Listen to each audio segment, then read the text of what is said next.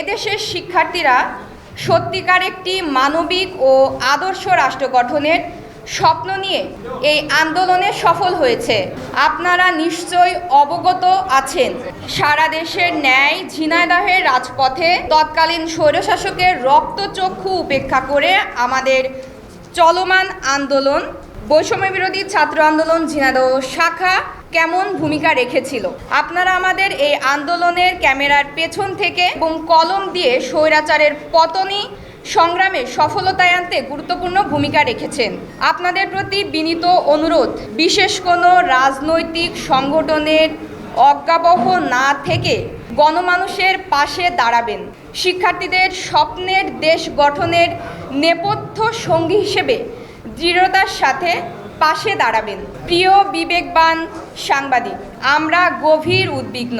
স্বৈরাচার পতনের পর ঝিনাইদহের বিভিন্ন স্থানে হানাহানি, দখল, প্রতিপক্ষের ঘরবাড়ি ভাঙচুর সহ নানা রকম নৈরাজ্য সংগঠিত হচ্ছে। এমন ক্ষয়ক্ষতিতে আমরা ছাত্র সমাজ দারুণ ব্যথিত। বিশেষ কোনো রাজনৈতিক দলের সুবিধা দেওয়ার জন্য এ আন্দোলন গড়ে ওঠেনি। একই সাথে লক্ষ্য করছি, রাষ্ট্রের গুরুত্বপূর্ণ আইন শৃঙ্খলার দায়িত্বে থাকা পুলিশ বাহিনী কর্মবিরতি পালন করছে, যা চলমান সংকটে জনমানুষের নিরাপত্তায় চরম বিঘ্নিত হচ্ছে। আমরা অনতিবিলম্বে পুলিশের দায়িত্বে ফেরার আহ্বান করছি। এত রক্ত ও জীবনের বিনিময়ে ছাত্ররা যে বৈষম্যবিহীন রাষ্ট্রের স্বপ্ন দেখল, তা অল্প কদিনের মধ্যেই বিনষ্ট করার জন্য পায়তারা লক্ষ্য করছি।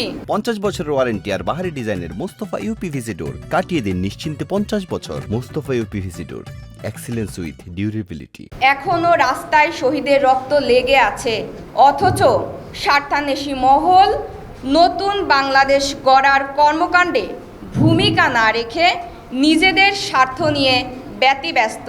প্রিয় সাংবাদিক বন্ধুগণ, আপনাদের মাধ্যমে জেলা প্রশাসন ও জেলা পুলিশকে অবগত করছি যে বৈষম্য বিরোধী ছাত্র নেতৃবৃন্দ সকল কর্মকাণ্ডের পর্যবেক্ষণ করবেন।